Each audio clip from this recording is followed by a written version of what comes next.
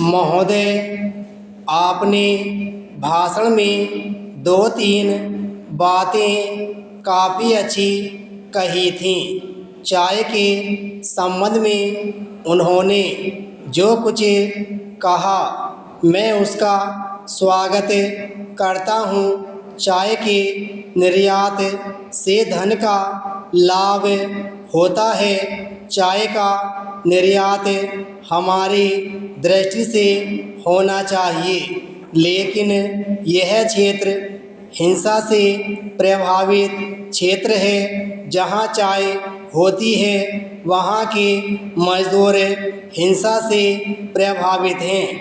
वह सारा क्षेत्र हिंसा प्रभावित क्षेत्र रहा है। वहाँ के मजदूर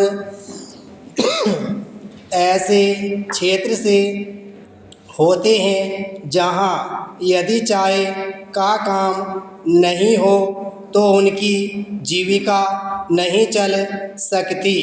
इसलिए चाय की गुणवत्ता सुधारने और निर्यात को सुनिश्चित करने के लिए माननीय वित्त मंत्री जी कदम उठाएं।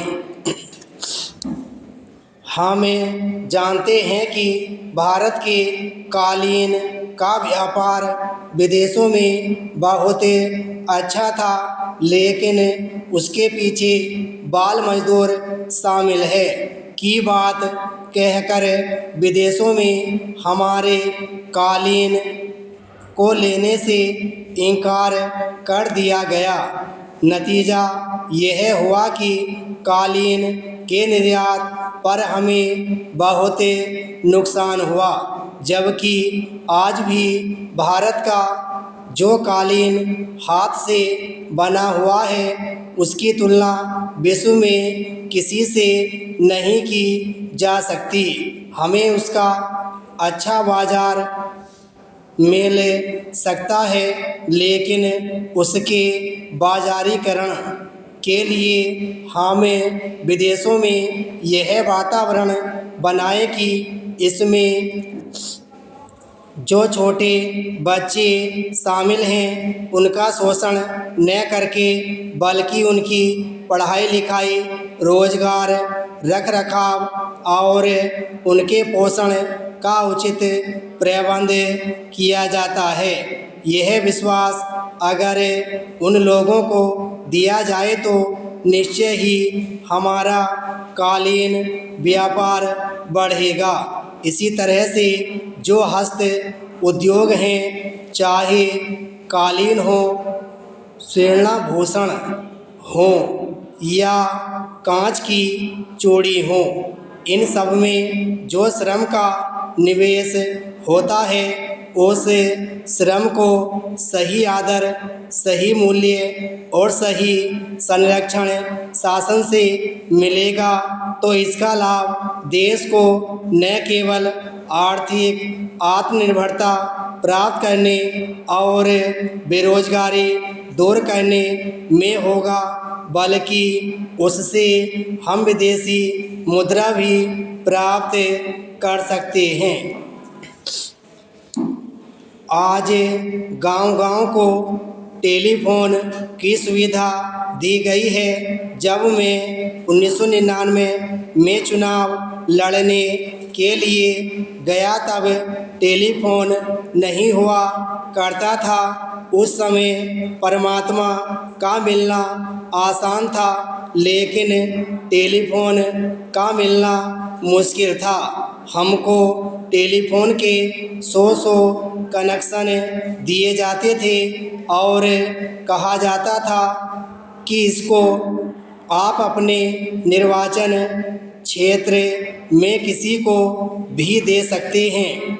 हम गांव के लोगों से कहते थे कि ये कनेक्शन ले, तो वे कहते थे कि हमें इसका क्या करें, हमें इससे कोई मतलब नहीं है, हमें टेलीफोन नहीं चाहिए। आज उसी गांव के लोग टेलीफोन की ज़रूरत महसूस कर रहे हैं। विराम पैरा 6। सभापति महोदय, मैं पौधा किस्म और कृषक अधिकार संरक्षण विधेयक 2000 का समर्थन करने के लिए खड़ा हुआ हूँ। यह मेरी सरकार की ओर से रखा गया है कृषि राज्य का विषय है और केंद्र राज्यों से परामर्श किए बिना इसमें किसी प्रकार का संशोधन नहीं कर सकता। केंद्र सरकार को यह अधिकार है कि जो बात अच्छी लगती हो उस बारे में राज्य सरकार की राय ले। आज सरकार इस बिल को यहाँ लाई है। मैं इस बिल का पुरजोर समर्थन करता हूँ। भारतीय अनुसंधान परिषद ने यह कार्य प्रारंभ किया है और कपास, मक्का, टमाटर के संबंध में एक बीज तैयार किया गया है तथा इसकी खेती भी प्रारंभ की है। इस खेती का अमेरिका में विरोध होने लगा है। आज किसानों के पास 200 प्रकार के बीज हैं। बीज किसान पैदा करें, यही मेरा निवेदन है।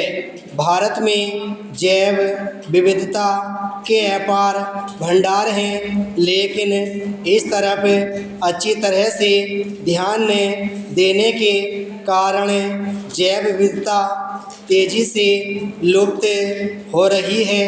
हम रिकॉर्ड उत्पादन करने में सक्षम हैं, लेकिन वे दोबारा उगाए नहीं जा सकते और उनका दोबारा अनुकरण नहीं हो सकता। आप इस संबंध में विचार करें। जनमानस में यह भावना दृढ़ होती जा रही है कि उर्वरकों के अधिकाधिक उपयोग से मानव स्वास्थ्य पर बुरा प्रभाव पड़ रहा है, लेकिन असंतुलित उर्वरकों का प्रयोग करने से भूमि स्वास्थ्य पर प्रतिकूल प्रभाव पड़ता है। किसानों के मन में यह बात भी है कि अमेरिकन खाद के आने से ठीक से फसल पैदा नहीं होगी।